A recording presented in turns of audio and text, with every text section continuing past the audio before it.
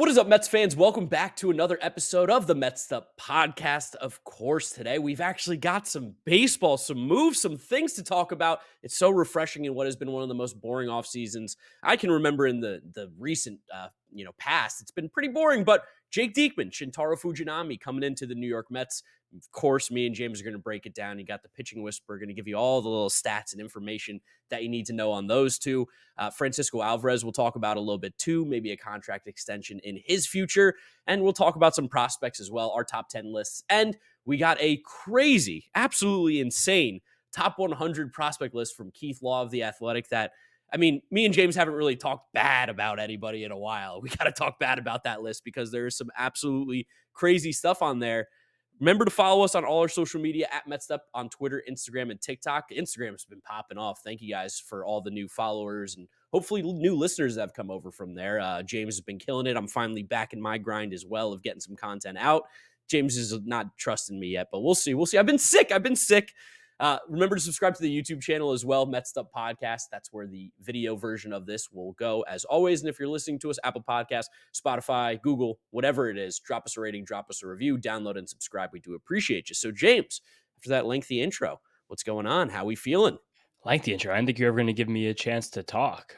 You always ask me how I'm feeling. I always say I'm feeling good. It's nice that New York City has sun. I feel like for the first time in like a month these last 3 days. I feel like that probably is what got you healthy because you had the plague for the last 3 weeks. Yeah. And I could actually like sit in my room and be like, oh my God, there's light. Like I don't need to put like an external light source on for this podcast. But some fun news, Mets World last week signed 2 relievers who were just hilariously high on our list. Jake Diekman, Shintaro Fujinami, 2 guys we mentioned by name.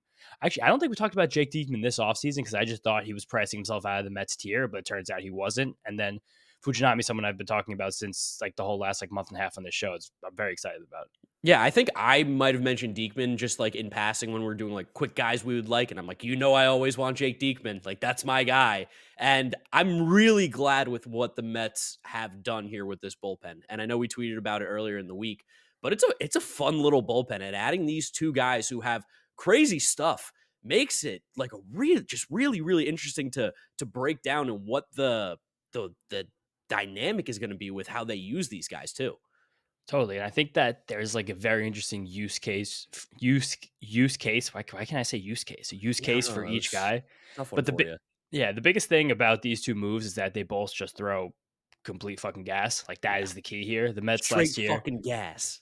I was telling you guys all last season, the Mets were one of 3 teams in the entire league not to throw a pitch over 100 miles an hour. It was the Mets, it was the Red Sox, and I think it was the Rockies. But I probably should have the Rockies double-checked as that. well. I think it was. But don't the Rockies, doesn't Justin Lawrence throw really hard? It's really close. He's like 98, I think. Okay, so yeah. So I know it was the Mets and the Red Sox. Can't remember the last team. But these guys both throw hard as hell. Jake Diekman sits like 96, 97 from the left side. Shintaro sits 98, 99. He gets over 100 with regularity. That was something the Mets bullpen really, really lacked last year. As good as the Mets bullpen even was in the first half. Like, it wasn't really good, but at least it was like okay, where we had like Robertson and Brooks Raley work in the back. It was fine. It was box score good. Like, you could look at the ERAs and be convinced that this was a good bullpen. And there was still plenty of games blown. Like, that's always going to happen when you lose your closer, who's also happens to be basically the best reliever in baseball, less than a month before the season begins. Like, you're going to end up like kind of chasing your tail for most of the year in terms of bullpen management, especially when your manager isn't really conceptually aware of how to manage like a modern bullpen anyway. So then you have that, you have guys not being put in the right situations. You have guys that really aren't even that good to begin with. And then all of a sudden, and then you have starters who can't throw. I think the Mets didn't have a guy go 5 innings for the first like 3 weeks of the season. It was 6 innings, right? The Mets didn't have a guy go throw 6 innings for the first 3 weeks of the season. So you put all those things together and you chase your tail for a whole year with the bullpen. That's how it felt last year with the Mets. So hopefully the depth stars that we got help that. Now, hopefully these 2 guys just help to shore up at least the middle part of it. Maybe some of the back end as they prove themselves, but mostly that big middle chunk of games. Yeah, I mean, let's get started off with Jake Diekman. Of course, is someone that I was really excited to get for a couple different reasons. One, he's not necessarily my Crohn's brother. I think he's got colitis, but that's like the sister to Crohn's. So me and him got a little bonding there. And during the 2020, like the COVID sickness lockout thing that was going on, he was streaming a lot on Twitch. I was streaming a lot because there was just nothing to do. And I like rated him. We became friendly. He was tweeting me during like the lockout stuff when I was really pro player. He was like, "Let's go, Mark." And the fact that like I have Crohn's, he's done a lot of work with Crohn's stuff as well.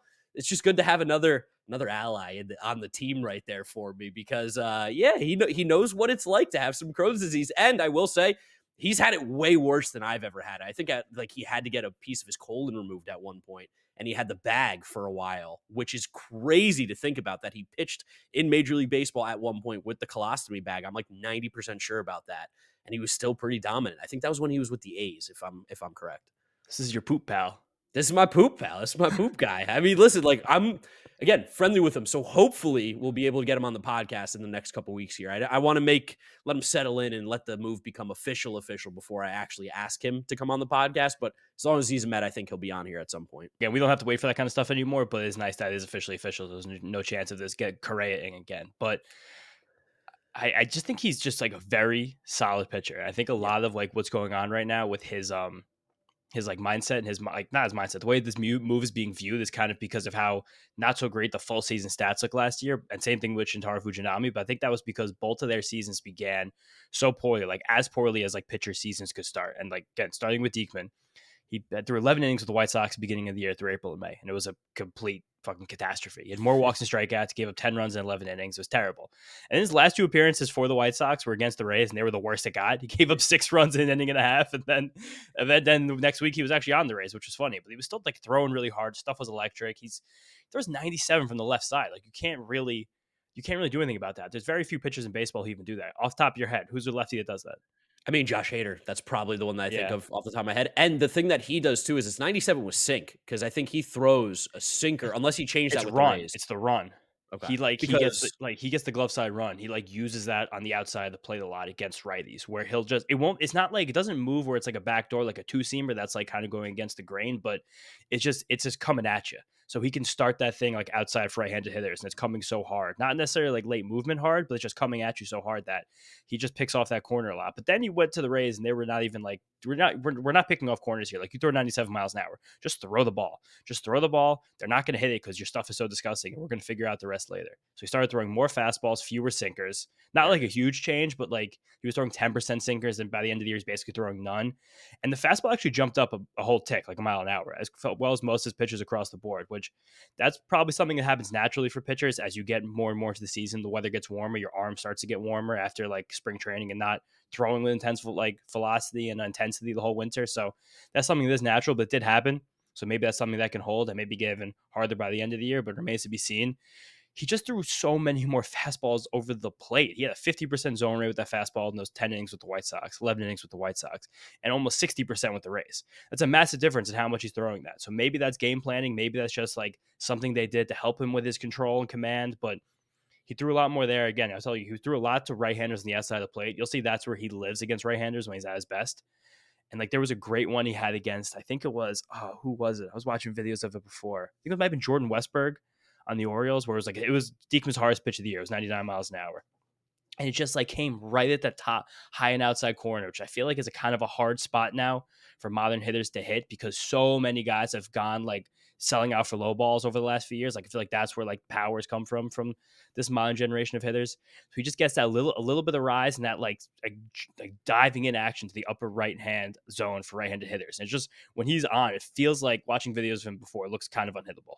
Yeah, and he's a guy too who I don't want to say has like a funky arm slot, but he is a like 3/4 sidearm guy. And that's where that comes from. Yeah, and his slider is also disgusting. And what's really cool about Jake Diekman too is that he's a guy who's always like tinkering. He's very open to like changing and thinking about how he pitches and making those adjustments. Because I think again, during the COVID season or even the lockout season, one of the two, he saw Pitching Ninja post clips about someone's slider. I don't remember whose it was. And he changed his grip to that pitcher's, and it all of a sudden, like his slider got even better than it already was. And he like thanked Pitching Ninja and he thanked that pitcher. He was like, cool. If I never saw this, I never would have made that change. It's way nastier, the slider now. So it's cool to see a pitcher that is so open to being able to make those adjustments mid-season like that because he saw something and seeing if it works. We saw Pablo Lopez do something similar with the Twins, where he changed the way that he held his slider grip, and it completely changed how he pitched as well. That is cool. Something else Diekman does that's really cool is that his fastball plays really, really well off his changeup. And the changeup kind of becomes his most used tool against right-handed hitters because he throws a sweeper slider. And we've talked about it a few times in the show, but the sweeper isn't great against opposite-handed hitters just because you have such a vantage point as it's coming at you because it moves so much horizontally and vertically. And some reason it is good is because it gets some soft contact. But again, if you're opposite-handed, this like you can just see that thing for a while. Diekman throws his harder, so it's a little bit better, and he will use it more against righties. He did by the end of the year, but the changeup is a big weapon against them, and it has this is very pitcher nerdy stuff, but it has basically the exact same spin axis as his fastball. So out of the hand, these hitters think it looks exactly the same. But it's an 8-mile-an-hour difference. It has the same horizontal movement, but it fades instead of runs into them. So it's like you'll see these gifts on Pitching Ninja if he has a good year, or Alex Fast makes them too, and the great pitching overlays where for 75% of the path all the way to home plate, the pitch looks exactly the same, but then the changeup will fade away and the fastball will just zoom in and like get up on you, especially if he's like aiming for that right in the outside edge with both of those pitches, and the fastball just zips in right there and the changeup just falls away. I think that's a cool thing. And this pitch became a real weapon for him with the Rays. It got a 13% swing strike rate, 26% whiff rate, which are basically right at like the league averages for that pitch for changeups. That pitch had 0 swings and misses the entire time with the White Sox. Well, yeah, I mean, it's the White Sox. Like, but zero, none. You didn't even luck into one. Like, one thing you guys are going to notice in this episode, a common theme here, we talk about Fujinami as well struggling to start the year. Well, the two teams that they started with, you got the White Sox and the A's. Just keep that in mind. Yeah, it's a big thing. And I told you guys, those 11 innings that Diekman pitched with the White Sox was terrible. More walks and strikeouts, 10 ERA. It was really bad. You can't get worse than that. Pitched the rest of the year with the Rays from May on. 29% strikeout rate, 13% walk rate, which isn't great, but also that's basically like where Kodai Senga lived last year, and he was one of the best starting pitchers in baseball. A 2.18 ERA, 1.14 whip. He didn't allow a single barrel the whole months of August, September when that team was like running through a playoff race. Amazing. Not one barrel, 0 the whole 2 months. That means home runs, guys, by the way, because you can't really hit a home run if you don't barrel it. It's tough. Yeah, you actually could. Some guys do that. Bregman's the king of that. Bregman's the king of that. You can do it, but you have to get like a low exit velocity on it. So that's where the barrel lies. So sometimes you can't get a home run, but you kind of have to hit it like perfectly in the right ballpark. So hopefully not Citi Field. It's a good thing about Citi Field here too. But like some people might even be suspicious still because we got him for such a low price. It's basically a 2-year, $8 million deal. He has a vesting option for 58 appearances to get that second year on the deal, but he's just like 38. So it's not often you have 38-year-old relievers who are doing this, even though I think we have 2 with Ottavino, and last year we had David Robertson as well. But I think those control issues and then some other like health concerns like Mark talked about before probably suppress his price a little bit. But I think he's just good. This is going to wind up being a bargain. Yeah, I mean, if you guys have listened to our episodes for the 2-3 years now that we've done this podcast, every offseason we bring up Jake Diekman. This is someone that we've wanted for a while now. The stuff is really good. The stuff got better last year. And to be the second left-handed arm in this bullpen, feel great about that. Absolutely great. Like him and Brooks Raley as the 2 lefties, it's like going to be tough to find 2 better lefties in baseball in a bullpen. I was scrolling around bullpens before. It's hard to find another bullpen that actually even has 2 lefties that are like legit. The Braves have Minter and who's the other lefty in the Braves bullpen? Mets'd. Yeah, Mets'd. They're both really good. Minter's become we used to hate Minter, but he's so good now. I can't really even deny him anymore. Mentally though, there's gonna be one day where like he wakes up weird and he's gonna lose it again. That guy's a head case. I know it. I could get in his head. Get me to Atlanta for a Mets Braves game. I'll get in his head. He's the best reliever in that bullpen. I think he's probably the closer by. That's my hot take. He's the Braves closer by July. I think beat Iglesias. Yeah, I think Iglesias is just kind of falling apart. He's an old man now. But he just like always is good though. No, yeah, you're right. He's good. And the Phillies have second lefty too. It's Alvarado and I can't remember this. Ryan Kirkering. Oh, he's lefty? No, is he lefty? I gotta look it up now. I'll pull it up. You pull it up. My computer. Orion Kirkering feels like he should be lefty. But is he a lefty? No, he's a righty. Damn it. Is there another lefty in that bullpen? Just go to roster resource. Just see if there's another lefty. Yeah. But the funniest thing about this Diekman signing is, well, 2 funny things. One is that him and Fujinami both land in that exact like dollar range that we've been talking about all offseason, where it's like your sweet spot for relievers. For guys that can be good, but haven't like proven that they are good on the field in like a very long-term sense. What? They got 2 more, actually. They have terrible Gregory Soto, and they have... that's who it was. Yeah, but that guy stinks, so who cares? And Matt Strahm. I love Strahm. I'll never quit Matt Strahm. That's fine. Strahm has value for sure. But so still good stuff. Just sometimes doesn't know where it's going. But he gets hot and gets cold. We'll argue about Gregory Soto forever. That's like the biggest philosophical difference the way we view baseball. Is that like I'm like I want Greg Soto in my bullpen. You're like I do not want Greg Soto in my bullpen. But Fujinami and Diekman both land this range that you want to pay relievers where it's like I can make them better, not they've already been good. Like this is the reverse of like the reverse of like with the Braves contract Reynaldo Lopez, but even though I think he is actually good, the reverse of like where Robert Stevenson just signed for his money, the reverse of when Aaron Loop signed for $10 million a year for the Angels a few years ago, where you just got the best and now it's only can go down. Like we just got from, I'll talk about Fujinami in a second, but some good and it could be better. And the other thing is, again, all Mets fans are freaking out about getting a second lefty. We're now one of the only bullpens in baseball that has two legitimate lefties. This is a Yeah. rare thing. Now we have two of them as weapons because I think Rayleigh is going to be more of a setup man and Diekman's going to be more of like come in to get that first lefty and hopefully get the next couple righties. Like that's now where these guys' roles are, which I think is a good spot for both of them to be in this bullpen. Yeah, definitely. And I think the thing too, you were talking about the money. Like we saw David Robertson just sign with the Rangers for $10-11 million for a year.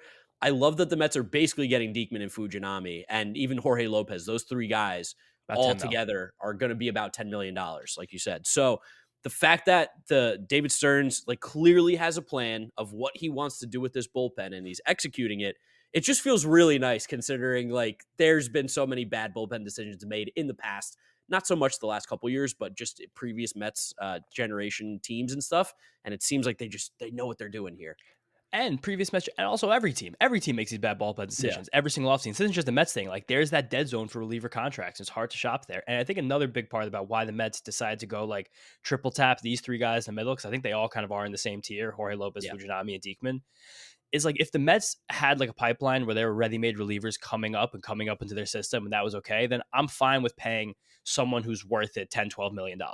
This is going to be our setup man. Like that's like what Taylor Rogers got from the Giants. That's like what, again, like Robert Stevenson got from the Angels, Reynaldo Lopez from the Braves. Like those are guys who demonstrated they're good. They probably will continue to be good, but the Mets bullpen was in a position heading into this offseason where you probably just needed three guys more than one.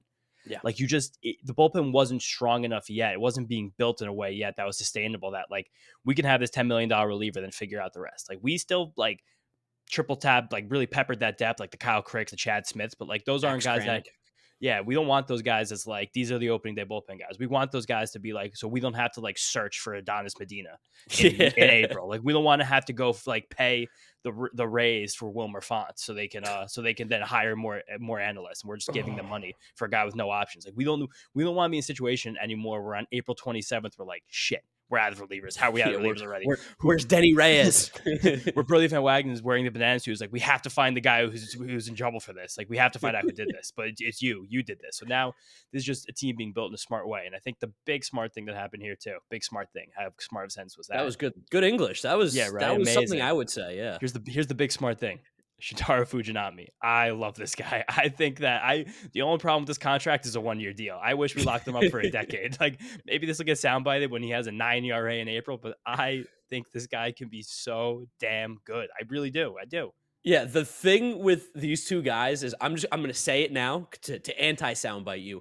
These two guys are going to just like there's going to be disaster games. There's no doubt. Both of them will have a disaster game. Jake Diekman's going to walk 4 and hit 3 guys, and Shintaro Fujinami's going to forget, like just bounce 35 pitches in a row. It's going to happen. There's going to be games where these guys, you want to scream, you want to put a hole in your TV, you're going to do the unthinkable and mimic someone on social media that you should never be mimicking. But like at the end of the day, they have just like that top ceiling stuff that makes them so excited. That gives James that big smart smile on his face. Yeah, exactly. And there is always going to be more like risk with these guys because they're just relievers that walk 10% hitters. Like they're just like, I like in a perfect world, I like my reliever to walk with no percent hitters. Like I want you to throw some strikes. I want you to throw too many strikes. I still want guys to chase, but like this is a place to be that gets dangerous. And that's why these guys are making $3 and $4 million and not $10-12 million. That's the whole point of what we're talking about here. But I think Fujinami got a really bad rap last year. 1, from Mets fans because we saw how awful he was at the beginning of the year. And 2, like and this is gonna be another thing with these two guys. Like if they have their disaster outings in the first few weeks of April, there's gonna be pitchforks. People are gonna be hell to pay. Like you guys are gonna like put me up on the stake. Like you're gonna put me on the stake like Piggy and put me on the pitcher's mound. If these two guys suck in April. If you see crooked numbers on ERAs like through May still, it's gonna be bad. But that's kind of where Fujinami got away from himself last year. Was the start to his career was as bad as you could ever imagine. And he came over from Japan last year, kind of as a project, as a fringe star, the reliever type. Like no one really knew his role. The A's were like, you're going to start because we don't have any other options. Like that's the most upside you could possibly give us. And your stuff is so electric, but it was so bad. He started his first 4 games of the year against the Angels, the Rangers, the Mets, and the Rays.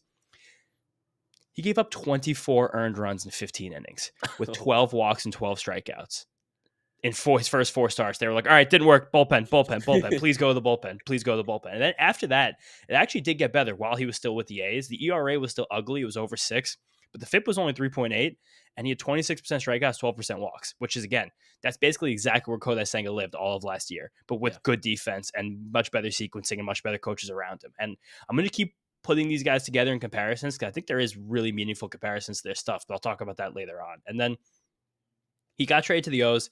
The results were kind of the same as when the A's moved him to the bullpen. Similar strikeouts. The ERA was significantly lower. The FIP was a little bit higher, but he was still basically like a true talent, like low 4s ERA guy, which in modern baseball, that is league average ERA, which is a weird adjustment that we all have to make as fans because of the way the ball has changed, the stolen base have changed, the shift rules change things. But like 4.3 is league average ERA. That's where he lived basically at the end of the year with the Orioles. And it's funny because the Rays made so many changes with Diekman, but they got him in May and they had a lot of runway. When the Rays got Diekman, they were like, what, already 15 games up in their division, and they knew they were going to have him for 4 whole months. When the O's got Fujinami, they were hotly like right next to the Rays. It was a crazy race going on. So I don't think they really made that many adjustments, but because they were just like, we don't want to inundate you right now with too much stuff because we need to win every game you pitch, more or less. But some slight changes, more splitters in the zone. Seems like he got more comfortable with his sweeper that he was developed actually last offseason with Kodai Senga at driveline. So we started throwing that a little bit more towards the end of the year and a little more 2-strike counts. And by the end of the season, they actually kind of had him throwing a starter's arsenal, which I think is kind of interesting. Like he was throwing a lot of fastballs, over 20% splitters, and then pretty even cutters and sweepers. So we had like a true 4-pitch mix, even just working in like 30, not even 30, like 20-pitch increments. And I think that I don't think the Mets are going to do that with him. Like I think they've said that he's going to be a reliever, he's going to be used that way, but I wouldn't be surprised since he actually does have options. If there are moments where they try to stretch him out just to kind of like sop up innings in the bullpen and just send him down because they can and then bring him back up. Not like stretch him out as a starter because especially they only have him for 1 year, but I wouldn't be surprised if he's used, like I've said about a lot of guys this offseason, like a little more of a creative role, mostly because of those options, but also because he has 4 legit pitches. Yeah, I mean, there's going to be days in the week at some point where the Mets are going to have like the opener starter thing ready to go. And Fujinami does seem like someone who maybe could fill in that role. Again, if they send him down, stretch him out, see what they do in spring training with him. But yeah, it does seem like he's going to be in the bullpen. But what's really cool about Fujinami too is I think did we post a picture from Mets'd? But he seems to have been very friendly with Kodai Senga as well, like through their career in Japan. There's a picture of them at a game. Kodai Senga is, I think, weirdly wearing a D-backs shirt in the picture of all things. Who cares anyway? But so I think there's probably some comfortability too of Kodai probably had great things to say about pitching in New York. Shintaro Fujinami probably had offers from teams, but again, it was like, dollar, pennies at the dollar, I'm sure, in the difference, and probably just wanted to be a little bit comfortable, come to New York. And I really like, again, what the plan is from the Mets here. Instead of getting who I'm going to say, James, instead of going after like Trevor Gott, Phil Bickford, just like these guys who like, and I know you're going to say Phil Bickford has some stuff, but like relatively speaking, no, he doesn't. So like, I like that we're going for these guys. There's risk here involved in terms of like the day-to-day. What are they going to perform on the field every single day? But at the price point and what they could be ceiling-wise, I love these moves. It's just so smart, so modern thinking, something that, again, you said not just the Mets, a lot of teams in baseball don't do with their bullpen.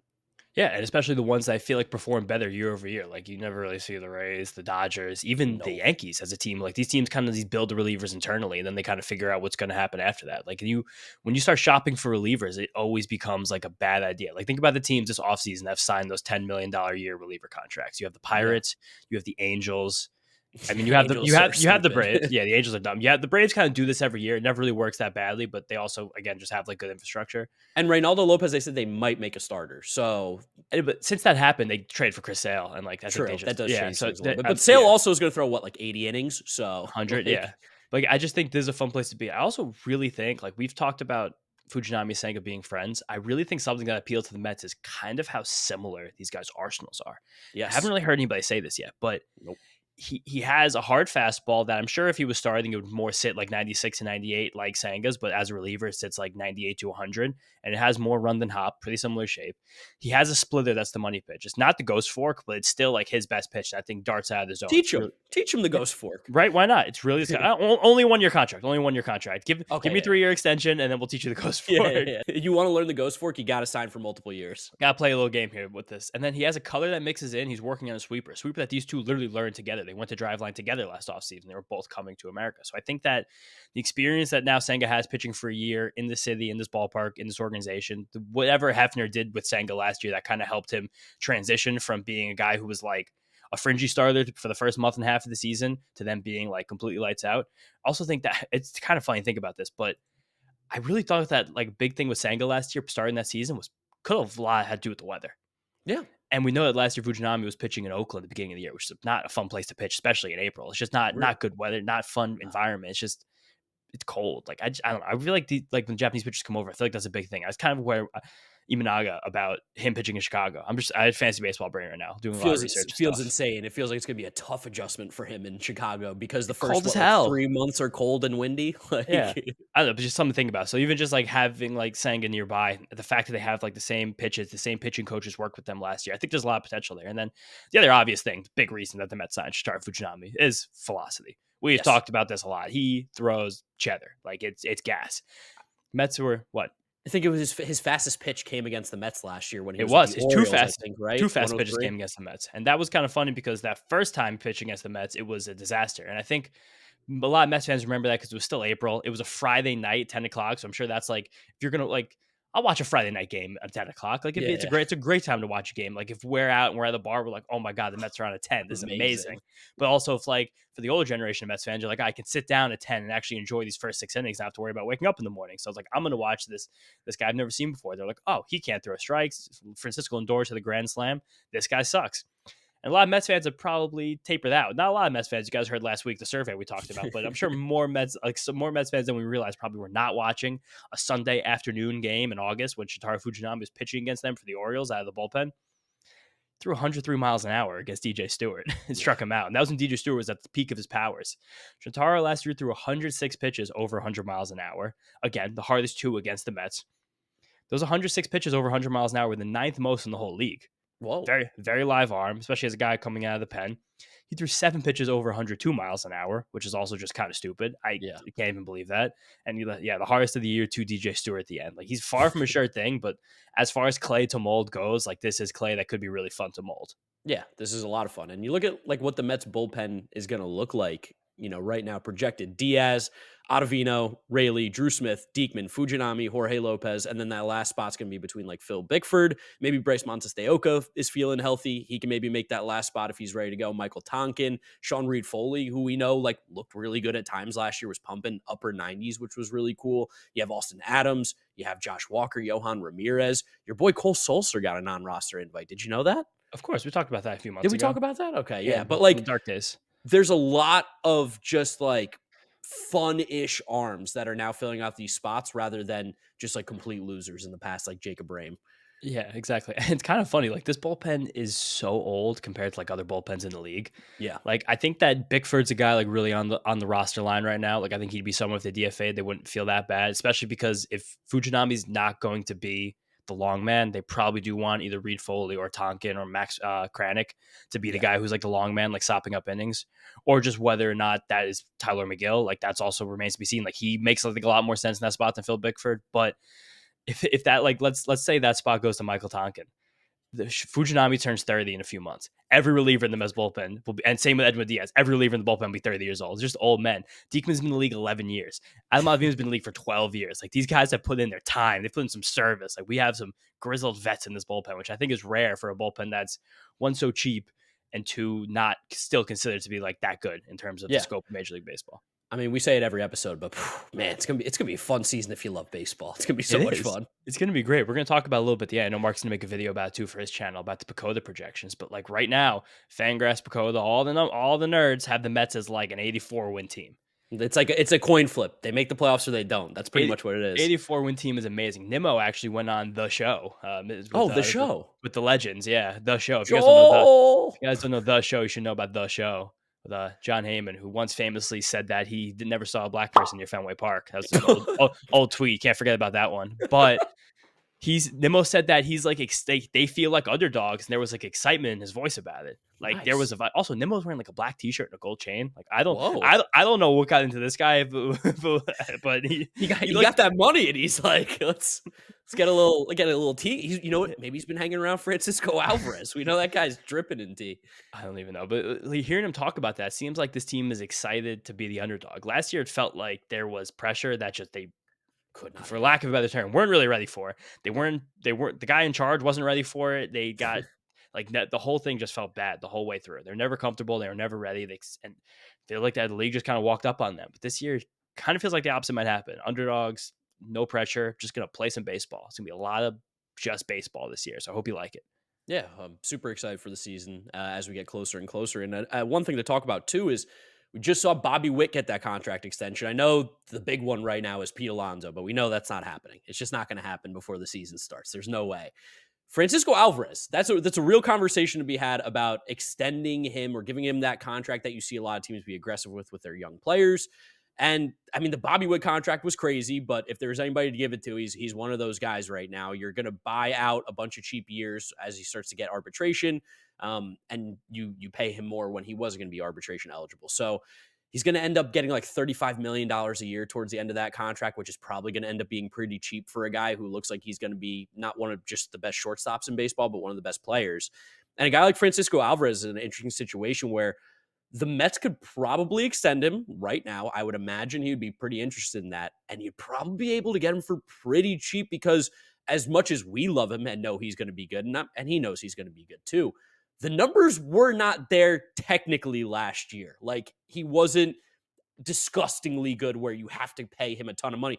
Fucking Ronald Acuna Jr. didn't make that much money after a crazy year. So like, is this the time the Mets get aggressive and try and maybe sneak away Alvarez for a couple extra years for a few less dollars? I think right now, in terms of like an extension for a young player, they're kind of in no man's land because the big reason a lot of players will sign these deals, where you kind of saw it with like Julio Rodriguez, you saw it with Colt Keith a few weeks ago, you saw it with Jackson Chourio a few months ago. Plenty of other guys done this, but Luis Robert, where you want, as a young player who's yet to make the major leagues, you're yet to hit that like very consistent earning ceiling yet. You want to like basically guarantee your spot in the major league roster.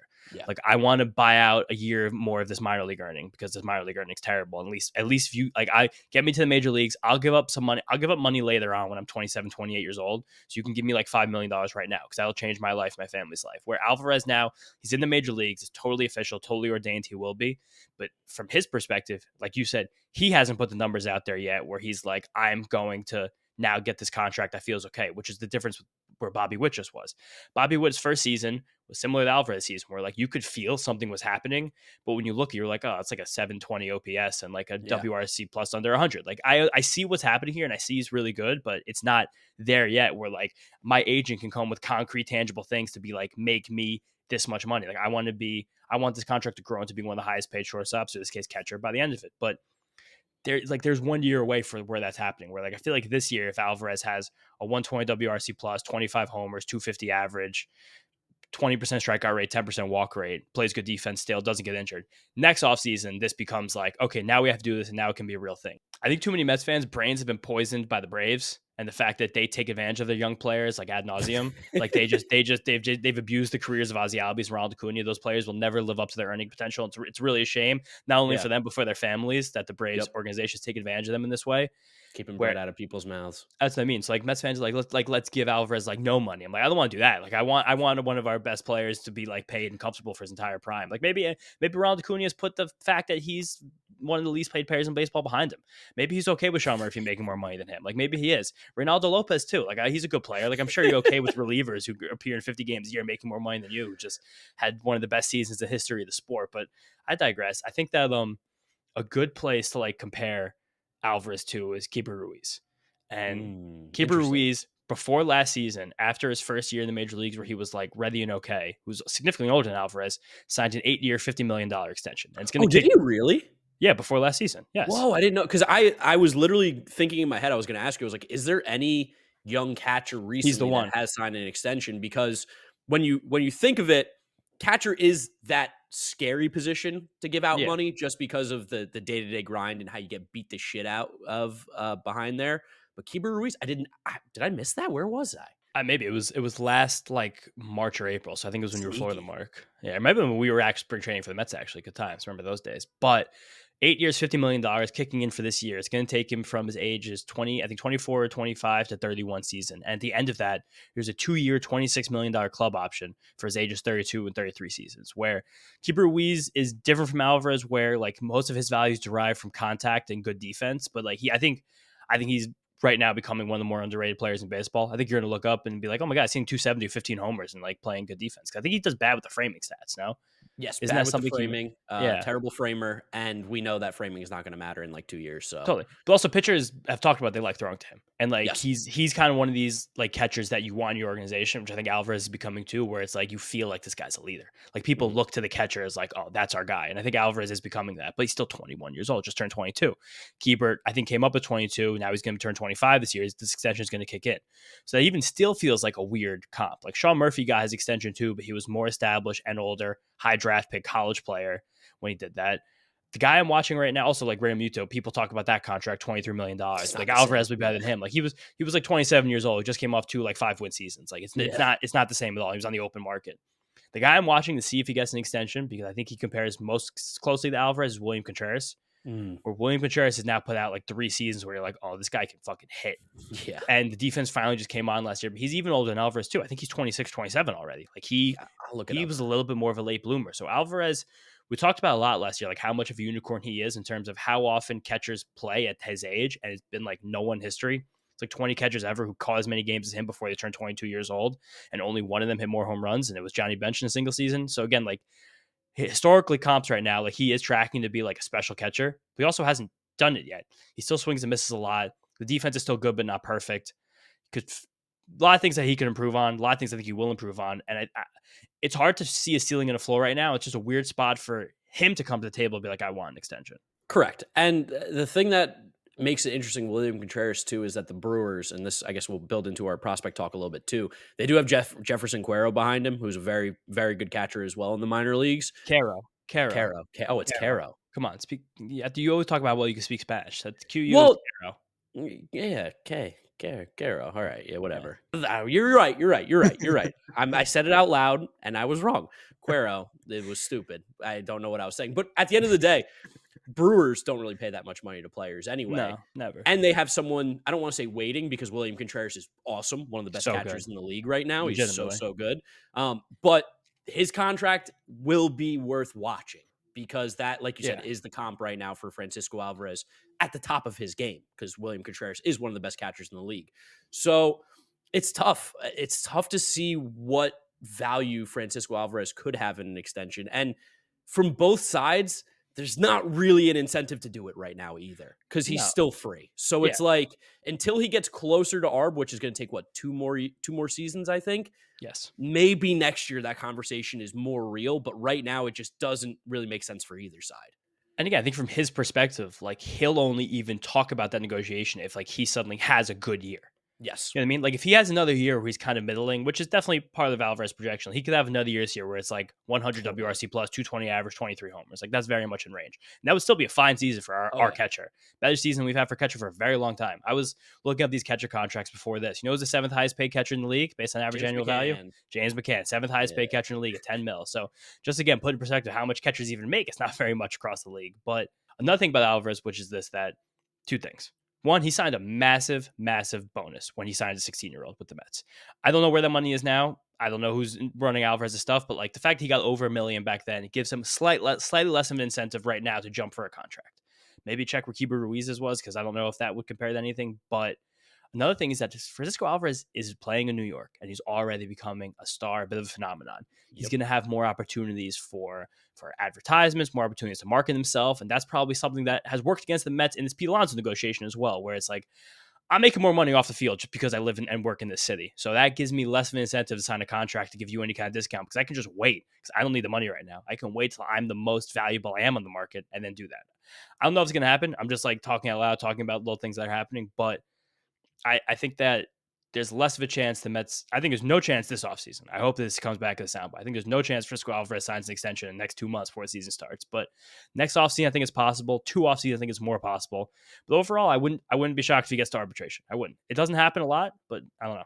Keibert Ruiz signed for 140,000, so significantly less. Okay, so that probably played into it a lot as well. Where that 140,000, I'm sure that was gone by the time he was 20 years old. Whereas Alvarez has kind of ridden off $1 million. Where like that's a huge deal. So all these little things play with these kind of contracts with guys, and there's so many moving parts that we'll never know. Like, shame on us because we added to the bad rhetoric. We're trying to get engagement any ways we can. I just tweeted the other day, should the Mets extend Francisco Álvarez? So many interactions. Everyone was like, yes. I was like, yeah, no, we should, but like, are we? Will we? Does he want to? Like, there's a nuanced discussion. I'm happy we're having it. I'm happy the Bobby Wood contract kind of spurned it. Yeah, no, definitely. And I mean, again, he's still so young. See what's going to happen this upcoming season.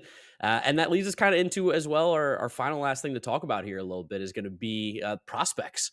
I know we've talked about them a lot. We'll give you our top 10 here as we start to close out. But I do want to bring up Keith Law's top 100 prospect list. He's kind of the last big name that people value for some reason in terms of prospects. He works for The Athletic. He dropped his top 100. I think the highest Mets guy was Jet Williams, right? I believe so, yeah. Yeah, Jet came in at number 30, which is pretty relatively in the spot where everybody kind of has him in that 30 to 50 range, I feel like. And Jet, obviously very good. But where there's some crazy stuff on this one is if you look at number 13 on this list, Brian Rocchio. And then you go down a little bit in 16, it's Mason Wynn. And this is something that me and you have had a conversation about off air, off the podcast. It's just the different way that people evaluate prospects, and Keith Law's has to make the least amount of sense out of anybody if there's anyone to talk about.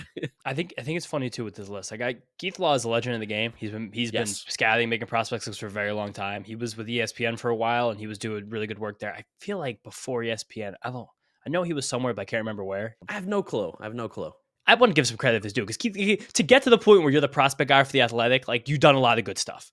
Like it'd be amazing to be the prospect guy for The Athletic. Like you've put in your work, you've paid your dues. Like you're in a good position. You have a lot of things to say. But the fact that he has these defensive first shortstops like Brian Rocchio and Mason Wynn, who are like going to be major league players, but as of right now, like I don't know, I'd be shocked if they were even 3-win players. And which is, again, they're still very young, which is good. But then the fact that he has a guy like Marcelo Meyer, 8th, who is already 21 years old, who had a year where he didn't look as good of hitting, and he had another year where he also might.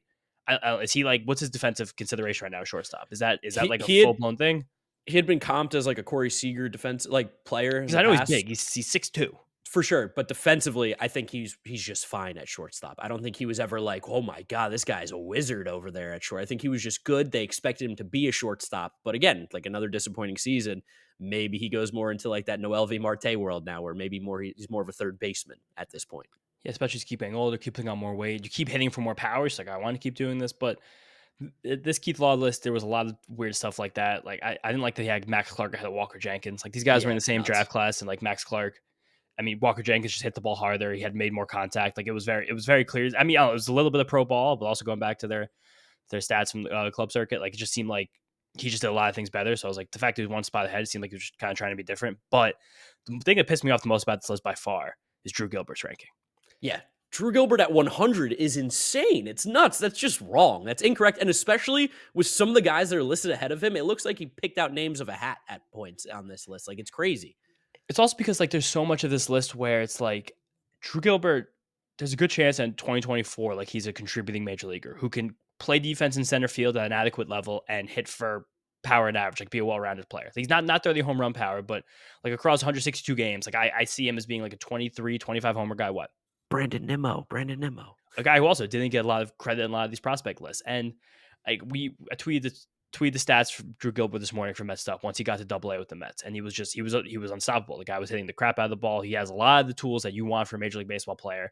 He seems to be very low risk because of how close he already is and how good he was in college, and he is a little older, so I guess maybe that kind of works against him too. But I couldn't make sense of this list when he had Drew Gilbert behind a guy like even a guy that I love like Ryan Clifford, who like Ryan Clifford just I don't know. He's like doesn't really have a defensive home. Like he's a lumbering first baseman. Like he has to be like an amazing hitter to really hold up to be like a top 50 prospect, which I think he might be. Like he might be a special power hitter. But it's like the way that Drew Gilbert commands his own right now, the power he gets to, the defense he plays, like it seems hard to have a lot of the guys he had that Keith Law had ahead of him. Yeah, like Victor Scott, who hit like 230 in the minors last year. Like, and he's an outfielder as well. Justin Crawford, I think, had like a 35% chase rate and negative 9-degree launch angle, and he was 43, which is like he Yeah. looks like a great defensive center fielder, but it's also like, is he ever really going to hit to be a major league outfielder? Like, I don't think so. Drew Gilbert already hits enough to probably be a major league outfielder. It's I mean, even like Ceddanne Rafaela, I think like at 32 is like crazy high for a guy who's probably a utility player. Like can't it hit. just doesn't He really can't make hit. sense at all. It was a little annoying to me. Maybe it shouldn't have been, but I don't know. Drew Gilbert. Drew Gilbert also a guy who definitely can rub people the wrong way. Like Keith Law's boots on the ground. Like maybe had an interaction with him. Like maybe Keith Law wasn't in a Minute Maid last year with Drew Gilbert. I think in a showcase hit the ball 115 miles an hour. Maybe they didn't know that. Maybe they know Yeah. that was his max exit velocity. I think that was still with Tennessee with a mellow bat, but still pretty relevant. I don't know. It was just weird to me that this like Aurelvis Martinez and Drew Gilbert are a year apart in age. Aurelvis has magnificent power, doesn't have a defensive home, swings and misses a good bit. I don't know. It's weird to me. Like we're talking prospect stuff right now. This isn't very Mets related, but he had Joey Ortiz and Arjun Namala next to each other in these rankings. Joey Yeah. Ortiz got a lot of like critical acclaim this week because he was basically the centerpiece of a trade for Corbin Burns. And I think a lot of people were upset, like, why did my team match for Corbin Burns? Like a couple guys. Joey Ortiz is like a major league shortstop right now. He's going to be, I think, a pretty good one. He can play the position. He has good high exit velocities. He doesn't swing and miss very often.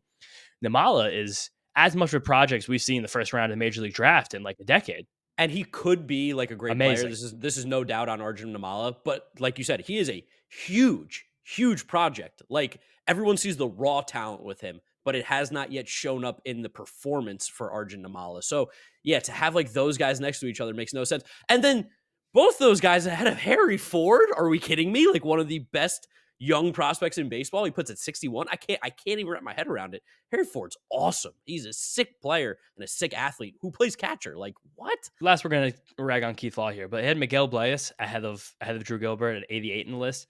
Miguel Bleis last year in low A is a 19-year-old, which is a little low for the level. Like he popped a shoulder. What? I think he had a shoulder injury, like a major shoulder injury last year as well at some point. So it's like, what? And he was 30% worse than league average when he was on the field. I just hit one home run last year in low A, which is like, you gotta be kidding me. But I don't know. It's weird. It was a weird list. Like we don't want to chastise people, but I thought this list was strange. And Keith Law's had some strange lists each of the last few years, kind of since he went to the Athletic, which Yeah. I don't know if those are related, but it was a weird list. I didn't appreciate the Drew Gilbert ranking. No, didn't appreciate it either, especially when we go through our top 10 prospects now for the Mets going into the season. We've seen, people are talking about their top 10 prospects here and there. We wanted to throw our hat in the ring as well. I made my own list. James made your own list. How do we want to go about this? Do we want to just like each say our spot and who we've got there and why we have them there? Or what are you thinking? I think that could get repetitive. How about you give your top five and I'll give mine? Like take some time, talk about it, then Okay. I'll jump in. So I think our fives are going to be similar, but I'm assuming our 6 through 10 are going to be kind of different.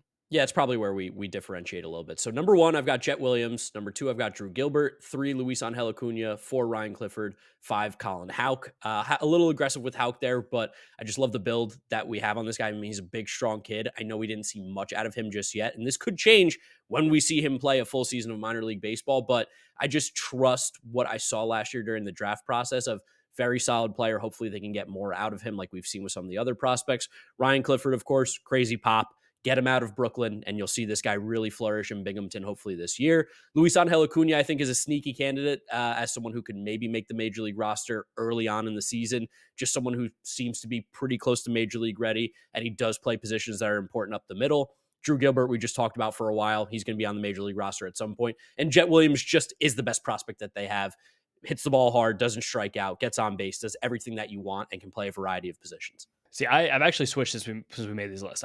We did this like a couple weeks ago, and we just were kind of waiting for the moment to do these. And I think since we made this, Prospectus, Baseball America, and some of the Fangraphs, Eric Longenhagen list came out. So just reading that, seeing some other people's perspectives, I've made some changes. I actually think Drew Gilbert now is the best prospect in that system. Whoa, okay. I just think that I still love Jet. I think Jet probably still has the highest ceiling. Like he's the guy in the system with the most star potential for sure. But I want to see him play well AA first. Like I think that's a big change. He like when he was the Binghamton last year, like he was still walking a lot and he was still playing adequate defense. But I just want to see him get some time in the upper minors and actually really be able to hit the ball because it was a very small sample last year, but just wasn't very good there. But Gilbert with the Mets was unstoppable in Binghamton. He can do everything. Like I went back and looked at like draft stuff from him too. Like the way he had his chase rate and his exit velocities were so ridiculous, especially for a guy his size. It's just I think that there's such there's such a floor with Drew Gilbert with adequate ceiling on top of that. Just I see like prime Shinsu Chu there, like even with Brandon Nimmo.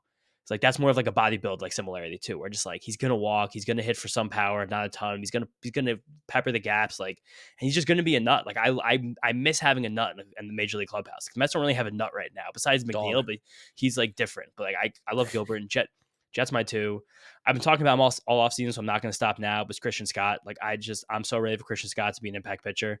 Looking at the Mets 40-man roster, I'm now realizing how many depth guys are pulling on there. So there might be less of a chance that Scott makes the big impact I'm hoping he does this year. But I think there's a chance they can't keep him down. Like all the minors last year, Sam Dykstra said this. I think you saw my tweet, but he had the lowest FIP, the highest strikeout minus walk rate, and he had his one with lowest walk rate. So it's just like you do all those things well. He's changed up his repertoire so much. The sliders plus, the fastballs plus, he throws gas. Like he sustains it late into his outings. I think he's awesome.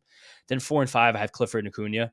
Where again, Clifford, I really want to see him in Binghamton because I think that he's an advanced enough hitter with his like contact and power rates at this rate that he can play well there and kind of really change his prospect pedigree.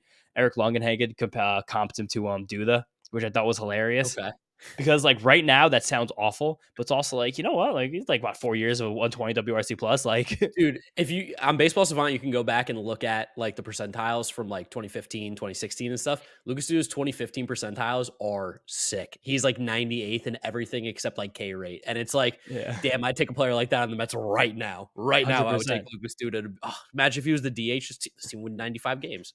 Exactly. It's also like it's a thing because just like when you like defensive versatility, like Clifford, he's probably never going to have much defensive value. He's a lumbering first baseman. Like as long as he can maintain his like mastery of the zone, keep up as the velocity keeps up as he keeps going up in levels, like he's going to be a great power hitter. And then Acuna at 5, where I think too many people are promoting him right now because of his name. Like I Yes. think it's really cool he's getting his marketing opportunities with his brother. Like he was at MLB last week. He did a photo shoot at Citi Field. But like I'm really trying to caution people to give this guy a second. Like I think that there's some things about his game that are very ready for the major leagues. He seems like at least a plus defender in the middle infield. I know that some people have talked about him at shortstop where like apparently it's good, not great. So second base probably the home. And he chases a lot of pitches and you really can't get to the power in game. Like he's ready to be a base runner at the major league level. He's ready to make an impact on defense, but there's a lot more development needs to happen with the bat where it's like it's hard for me to be like, yeah, like I think that Gilbert is going to probably make an impact this year, but Cunha I think is less of a chance of that just because I think he has more to benefit from staying in the minor leagues as well. Probably. There's more good that he can do from getting some time. I don't think it's a bad thing, but I think that his ceiling is someone I'm less excited about. Where I think his floor is something. But it seems like to me that he has to get some consistency as a prospect because like as Gilbert played super well last year when he came to the Mets, Acuna did not. Those 2 Yeah. months in Binghamton were very hard for him. It's hard. You're moving across the country. You're changing everything about your process, your system, all new coaches, all new voices. But I'd like to see him like stabilize a little bit. Definitely. Definitely. And I mean, he's also like younger too. He's 21 years old, turned 22, I think in March at some point. So Yes. another year in the minors would not be the worst thing for him. That's just my bold prospect take this year is I think we'll see him at the major league level at some point. I guess I'll go 6 through 10 now. 6, I got aggressive just because so many people have been excited about this guy, and I've heard from people who are excited about this guy, and I like it a lot. But Jeremy Rodriguez, Mm. like the fact that he did what he did at his age in DSL, and like everyone like heard Matt call him hitterish. I love that he's hitterish. Like he just gets in the box and he hits. The fact he's a lefty hitter too as a shortstop, I think is really really cool. Fangraphs put the 50 future value on him, which is like he's going to be a major leaguer. Like they had a higher future value on him than Mauricio, like a higher chance to be an everyday player. But that's what that says, which I'm like, he's not even 18 years old yet. So we're going to see him in St. Lucie this year probably. And if he like dominates St. Lucie and comes into some power and keeps like holding down shortstop defensively, like you could see him be like a meteor. Yeah. Which I think just like I know like to get top. I'm not being assistant right now. Like I'm being a hypocrite because at the top of my list, I was talking about low risk with a guy like Gilbert over Williams instead of ceiling. But I don't know. Right now, there's something about Rodriguez happening that's like things just feel really good for him. And then 7 and 8, again, similar to where I'm being a little bit of a hypocrite. But 7, I still have Blade Tidwell just because throws 98 miles an hour. He got new slider, new changeup last year, and everything seemed to take. And this is me kind of giving like a nice push in the right direction, a nice like stamp of approval to Mets pitching development where I see the next year that Tidwell keeps getting better and like puts himself like as because he also has the body. He has a starting pitching body, and I love that. He's got broad shoulders, big guy. He's a big guy. He's strong legs. Like he feels like someone who like he still has like he has the body to be a starting pitcher. I think that's a big deal. And after that, Marco Vargas, great contact, similar to Rodriguez, but I think less the physical tools where he can come in the system next year, be in St. Lucie and kind of really change himself as a prospect. 9, just give him more pitching. I'm just a whore for pitching. It's Mike Vassell. I Last year he did a lot last year, but he's kind of been overshadowed now by Scott and Tidwell, where Vassell still has like a lot of plus pitches where he just looks like I don't think he's ever going to be a frontline guy, but he looks like he can just come to the major leagues and hold his own with a curveball and I think a slider, a curveball changeup, curveball slider. I'll double check that now, but it just seems like that kind of high floor pitching prospect that every organization wishes they had, where you can come in there and you could be like, nice. And like, that's very similar to Dominic Hamill, but I have him a little bit less because I just want to see him be able to like repeat that fastball more often. And then my 10th best prospect was Jacob Reimer, sneaky one. Came through a system last year and just hit the shit out of the ball. He had low strikeout rate, high walk rate, really good power numbers. Like, he's one of those guys where like in terms of like strikeouts, walks, and ISO, like he was actually like one of the better players in the upper minors through most of the year. So I think that he's someone who's sneaky. I kind of put him on his 10th because I was like, I want to see what he's got there. But I think Jacob Reimer is a fun one. Yep. So my 6 through 10, I went Blade Tidwell 6. Similarly, coming out of the draft, he was one of my favorite pitchers in the entire draft his year. It wasn't a particularly strong pitching draft, but he was one of my favorite. And coming out of Tennessee, a team that I watched very closely. Oh, what do you got? Misspoke on one thing. I thought Reimer got Double A at the end of last year. He never got to Double A. He actually ended the season in Brooklyn. He wasn't hitting great there, but it was still good strikeout walk stuff. But go on.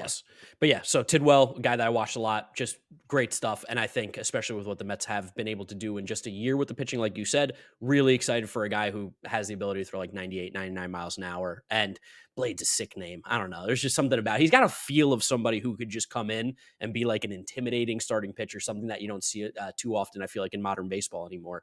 Christian Scott at 7. I know you're a little bit higher on him, and that's completely, I think, fair and justifiable. I just had him a little bit lower because I just want to see him throw a few more innings. This is a guy that could definitely have a meteoric rise. It seems like he's starting to get a little bit of that hype like we've spoken about already. Just want to see a little bit more. And then I have Mike Vassell at 8. Just put those 3 guys together. Whose stuff do I like the most? I love Blade Tidwell, then Christian Scott, then Mike Vassell. That's why they went 6, 7, 8. Number 9, Jacob Reimer, a fan of my YouTube channel. When we met him at Citi Field on the day he was taking pictures, he comes up, taps me. He's like, "Giraffe neck Mark, can I take a picture?" I'm like, "It's not how this is supposed to work." And he's really good. He's a good player. Like, he's got such a baby face. It's crazy. He looks like he's about 14 years old, this kid. But he's been playing really well, and he's going to be playing third base. He's a pretty good athlete. And then number 10, I went Marco Vargas, just over Jeremy Rodriguez. Similarly, just a little bit more experience, just a little bit more polished at a higher level, per se. And I remember seeing Marco Vargas' swing and being like, "Oh, this is a guy who's just going to be able to hit." I don't know what the power production's ever going to be for a guy like Marco Vargas, but at contact wise, seems really, really in control at the plate. And to be honest, I think I just need to watch a little bit more Jeremy Rodriguez before I can make a real opinion on him. Like you said, you've been reading a lot of stuff. I'm more of an eye guy, and I haven't seen much of him yet. So for me, I went Vargas just because I've seen a little bit more. But I think the Mets are in a really good spot with their farm system, where there's like, I mean, we left off Kevin Parada, who was a first-round pick from a couple years ago, and a lot of people are, I think, still high on him. Us not as much, just because we've seen and heard some of the things about him, and it's just taken him down a notch. Hasn't performed like you had hoped. He did battle some injuries last year, so maybe he needs a healthy season underneath his belt to get better. As someone who didn't make this top 10 list on either of ours, but the Mets have a lot of good prospects. This farm system is one of the better farm systems in baseball, which is really, really nice. So I know everybody wants to see World Series rings. I know everybody wants to see the Mets be the best team possible, but like, this is how you build a sustainably good organization, is by having the good farm system, bringing in the good players, major league development. And you're starting to see the Mets do that at every single level, which is really encouraging. Yeah, and every single level I think is a big deal too, because we're talking about guys in this list from AAA down to the DSL, and the fact that I think there is a fear right now, not fear, but I think the Mets farm system is top heavy right now just because of the trades they made last year at the deadline. The fact that it's like Gilbert, Williams, Acuna, Clifford, all basically in the top 5. But the fact that a guy like Reimer last year could be in St. Lucie and like hit the crap out of the ball. The fact that Rodriguez and Vargas, also trade deadline guys, but who came in and immediately like crushed the complex, going to be in St. Lucie this year. Like, that is useful. And the fact that we have this just swath of pitchers coming through ready to go. Like, apart from this top 5 prospects, like the Mets still have a lot of pitchers who could definitely contribute, if not this year, then next. We talked about Scott. I mentioned Hamill, Vassell. Like, Hamill is a guy who, he's like coming into his own. Like, he's pitching the best he ever has right now. I feel sometimes, again, like I shouldn't, like, it's for ranking and stuff, but like for a late bloomer, it's like I feel like a little bit weirder about it sometimes, because I still feel like I don't know if he's going to be someone who pitches the major leagues this year. Still feels like he might be a year away because I think just Vassell and Scott are ahead of him in terms of readiness. But then you have guys like Budo, we talked about, who still considered the prospect, who pitched the best year we ever saw him look was last year, September. Tyler Stewart last year went like a month without giving up a run. Like he could be really good. Who else? We got like Trey They brought McClung, in Justin Jarvis from the Brewers, who looked decent at times last year in AAA. You have Brandon Sproat, who's a guy that they drafted that they're really high on and hoping yeah. to see big things out of in this upcoming season. Some other pitchers. I mean, even Nolan McLean, we've heard things about on the mound that has been looking really good. So yeah, this like farm system, like you said, is definitely top heavy. I think there's no doubt about that. But also like, I don't know, I'd rather be top heavy than bottom heavy. I feel like at this point. Yeah, for sure. And there was one guy we didn't mention on this list that we definitely used to be high on. I think Mark more so than me, but Alex Ramirez just had a Yeah. bad year.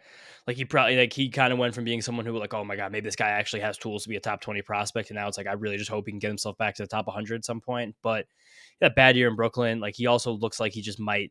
A big thing with Ramirez is that like he had some power and then he could play center field. But as of last year, I think the center field defense came more into question. He started to bulk up a little bit, get a little bigger. So it's like, He's a huge dude. We saw him at spring yeah, training. Whatever his size is, I think he's listed at what? He's listed at 6'3", 170. He's like 6'5", like 200 pounds. Like he looks like a really good NFL receiver. But it, like maybe, I don't know, prospect development's not linear. Like maybe he still has a lot of tools to come up be a major league player at he's some 21. point. But yeah, got some time here. Also, just Brooklyn's a tough place to play for these kids. So hard. It's really hard. But now, like the Mets do have like a bit of like I wouldn't call it a log jam, but they have a lot of guys in AA and AAA. They want playing center field, so it's definitely hard for Ramirez to get a minute there. So you might have to see something's changed. Like even Jet last year was playing center field like once a week because they had Gilbert playing there and they had I think they had Acuna mixing in there as well. So these are all guys they want to see who could actually be the center fielder. So Ramirez just kind of lower in line now after those trades. So he's probably gonna have to stay in Brooklyn if he wants to keep playing center and like get better at it. So it's gonna be a hard place to play. It's gonna really test his test the mental toughness, but that's not a bad thing either. Yeah, definitely. And that was one of the most dense episodes we've had in a while. I mean, an hour of Mets talk, and there wasn't really any filler or nonsense in there. It's nice to be able to talk about some moves and what the Mets team is going to look like. Next week, there's a chance we have Trevor May on. I'm not going to say it's official yet because it's not 100% confirmed, but speaking to him, he's down. So Trevor May will be coming on. If it's not next week, maybe the following week. So that would be awesome to hear him talk about just anything. He's great on the mic, and he's obviously a friend of the podcast. And James, we got anything else to talk about here, or is it time to wrap this one up? I think that's all. I mean, just again, shout out to you guys for like being so active with us on social media. Like Twitter and Instagram right now are busting. It's kind of amazing, especially that there's been a lot of changes happen to the show in the last month. So it's cool that you guys are responding to everything that we're doing. It's really nice to see and happy that we're still growing. Yep. As always, guys, thank you so much for listening and watching. Make sure you follow us on all our social media at Mets'd, METSDUP on Twitter, Instagram, and TikTok. Subscribe to the Mets'd Podcast YouTube channel if you want to see the video version of this. And if you're listening to us on Apple, Spotify, or Google, download, drop us a rating, subscribe, leave a comment, whatever it is. We do appreciate it. It does help the podcast grow. And we're trying to keep growing as always. Never want to stop. Thank you guys so much. Follow James on Twitter at James_Shiano. and me at Draftneck Mark with a C. We will catch you guys on the next episode of the Mets'd Podcast. Peace out. Peace out. See you guys next time.